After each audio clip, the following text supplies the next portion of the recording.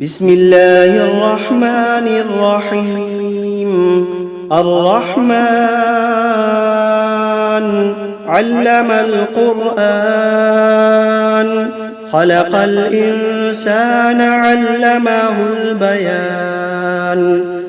الشمس والقمر بحسبان، والنجم والشجر يسجدان. والسماء رفعها ووضع الميزان، ألا تطغوا في الميزان. وأقيموا الوزن بالقسط ولا تخسروا الميزان. والأرض وضعها للأنام، فيها فاكهة والنخل ذات الأكمام، والحب ذو العصف والريحان. فبأي آلاء ربكما تكذبان؟ خلق الإنسان من صلصال كالفخار، وخلق الجان من مارج من نار. فبأي آلاء ربكما تكذبان؟ رب المشرقين ورب المغربين. فبأي آلاء ربكما تكذبان؟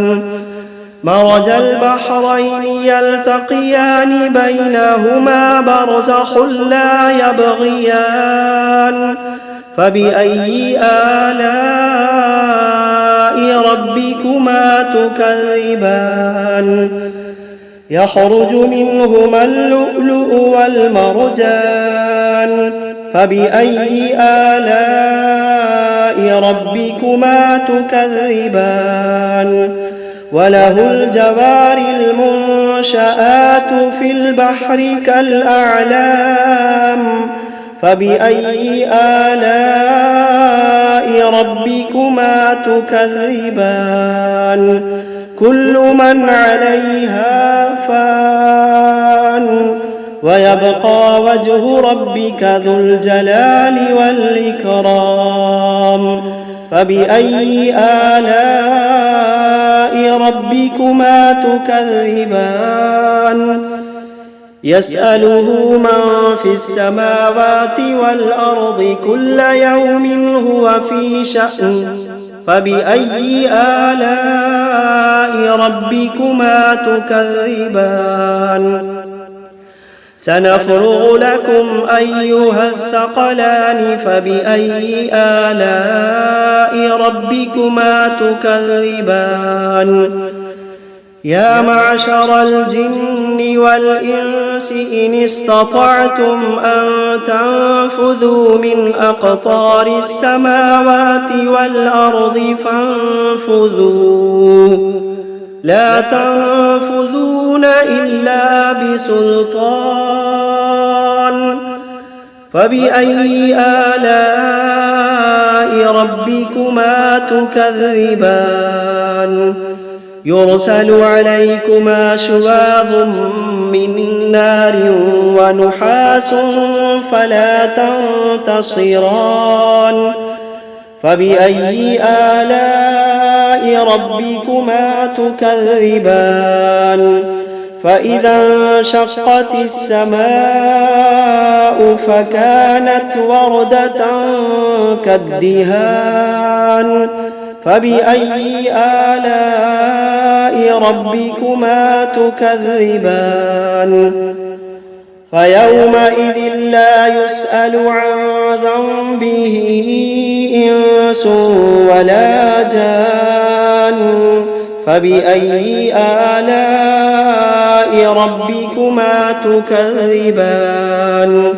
يعرف المجرمون بسيماهم فيؤخذ بالنواصي والأقدام. فبأي آلاء ربكما تكذبان؟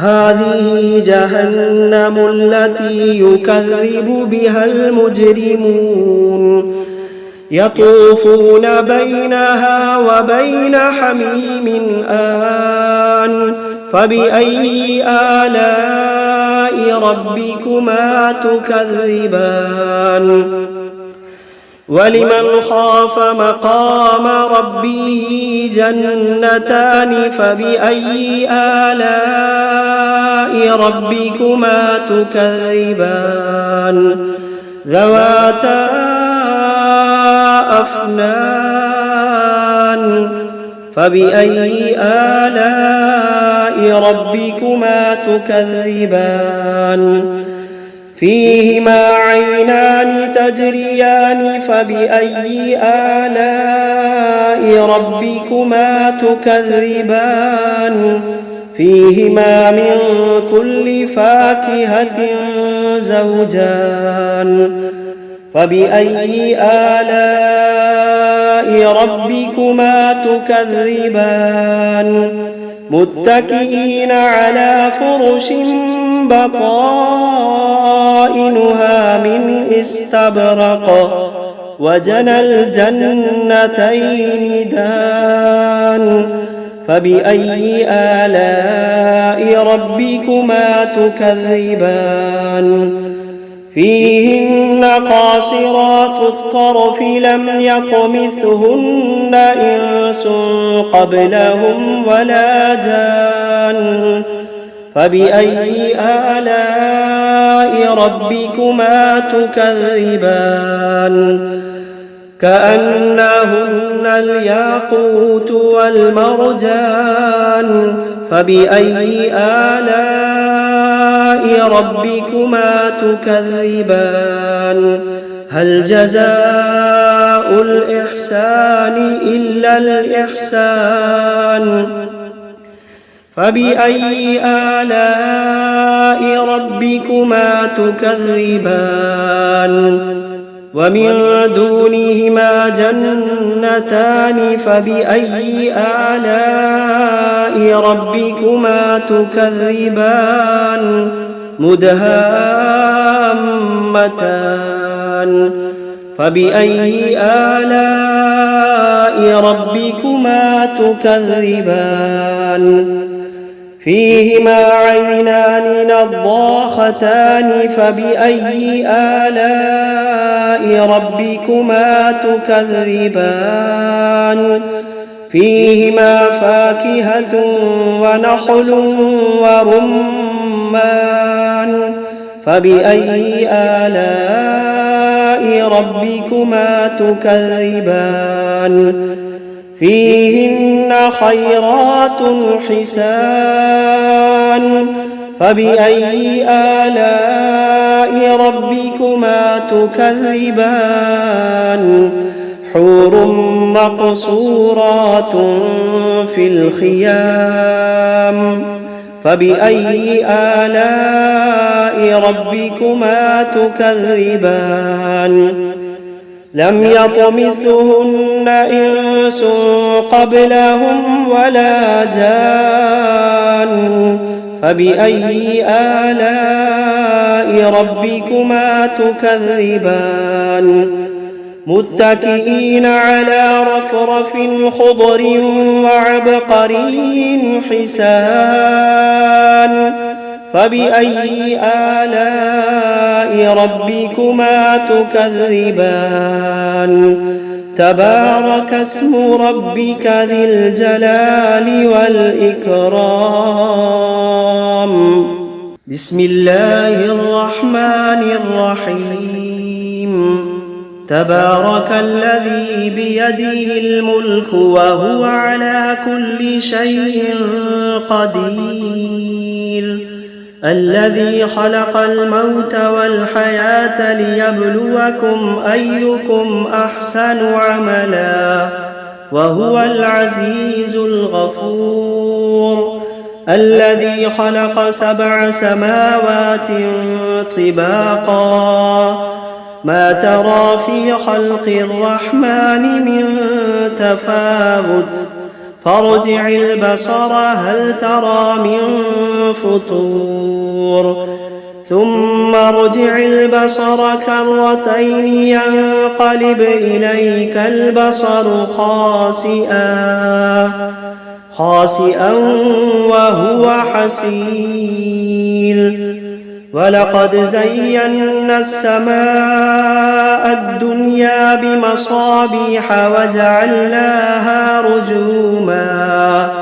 وجعلناها رجوما للشياطين وأعتدنا لهم عذاب السعير وللذين كفروا بربهم عذاب جهنم وبئس المصير إذا ألقوا فيها سمعوا لها شهيقا وهي تفور تكاد تميز من الغيظ كلما ألقي فيها فوج سألهم خزنتها ألم يأتكم نذير قالوا بلى قد جاءنا نذير فكذبنا وقلنا ما نزل الله من شيء إن أنتم إلا في ضلال كبير وقالوا لو كنا نسمع أو نعقل ما كنا في أصحاب السعير فاعترفوا بذنبهم فسحقا لأصحاب السعير إن الذين يخشون ربهم بالغيب لهم مغفرة وأجر كبير وأسروا قولكم أو اجهروا به إنه عليم بذات الصدور ألا يعلم من خلق وهو اللطيف الخبير ألا يعلم من خلق وهو اللطيف الخبير هو الذي جعل لكم الأرض ذلولا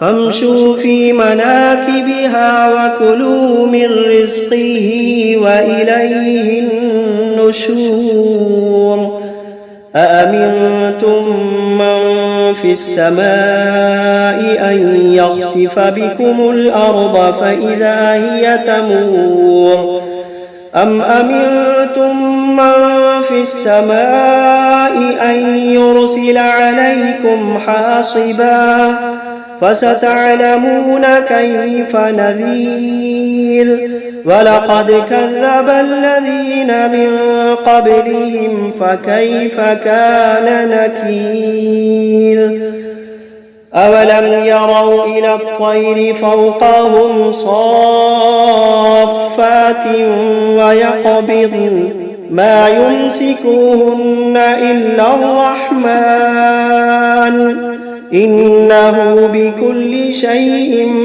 بصير أمن هذا الذي هو جند لكم ينصركم من دون الرحمن إن الكافرون إلا في غرور أمن هذا الذي يرزقكم إن أمسك رزقه بل لجوا في عتو ونفور أفمن يمشي مكبا على وجهه أهدى أمن يمشي سويا على صراط مستقيم قل هو الذي أنشأكم وجعل لكم السمع والأبصار والأفئدة قليلا ما تشكرون قل هو الذي ذرأكم في الأرض وإليه تحشرون ويقولون متى هذا الوعد إن كنتم كنتم صادقين قل إنما العلم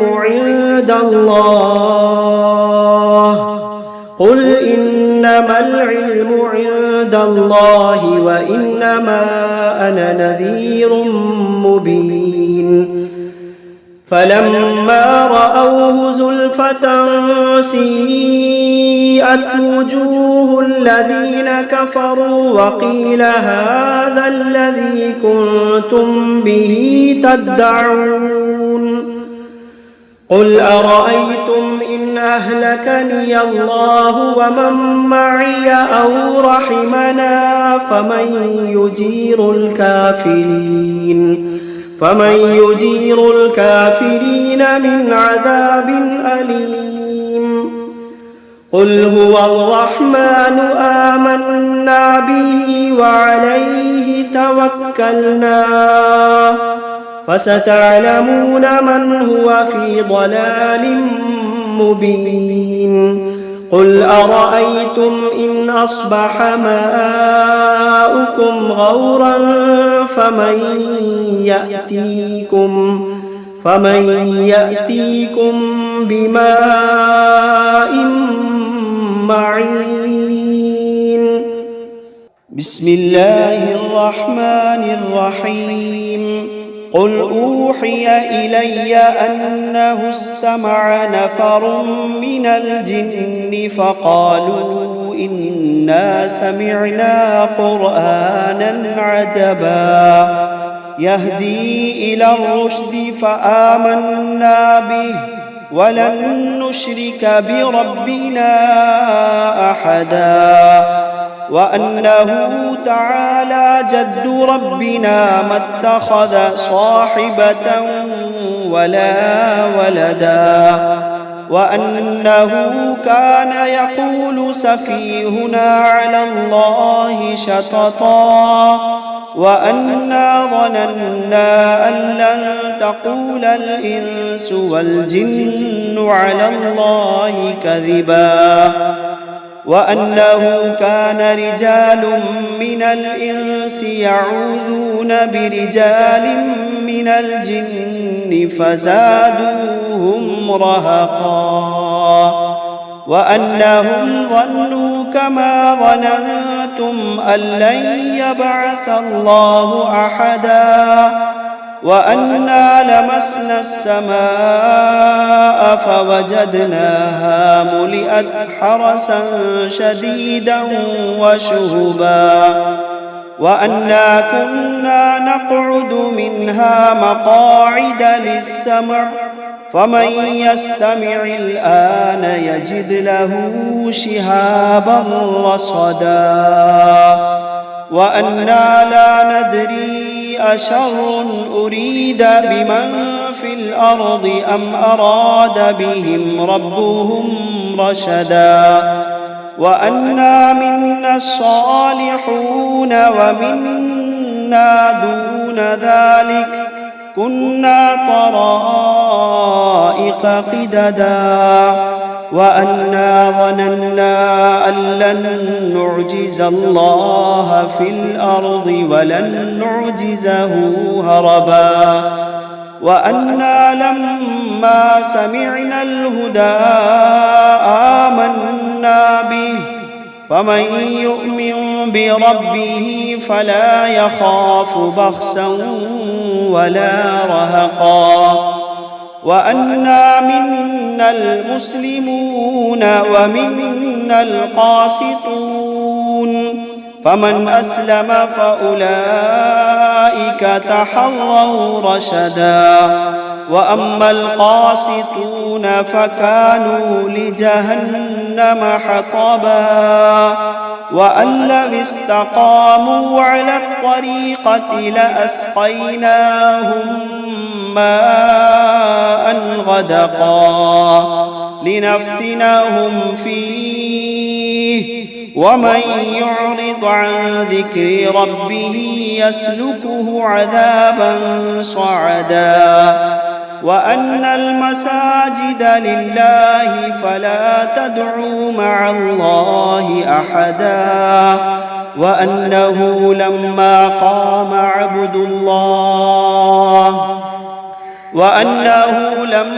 قام عبد الله يدعوه كادوا يكونون عليه لبدا.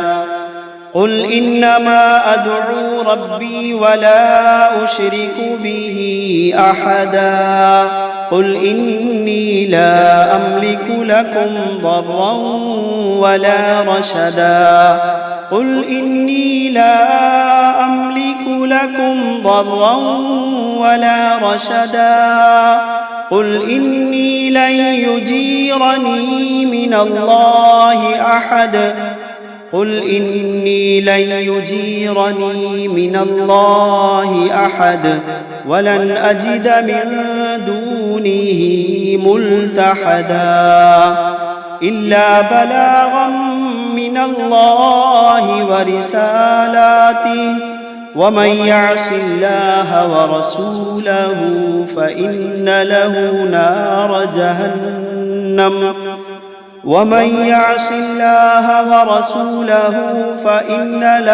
نار جهنم خالدين فيها أبدا حتى إذا رأوا ما يوعدون فسيعلمون من أضعف ناصرا وأقل عددا. قل إن أدري أقريب ما توعدون أم يجعل له ربي أمدا. عالم الغيب فلا يظهر على غيبه أحدا إلا من ارتضى من رسول فإنه يسلك من بين يديه ومن خلفه رصدا ليعلم أن قد أبلغوا رسالات ربهم وأحاط بما لديهم وأحصى كل شيء عددا.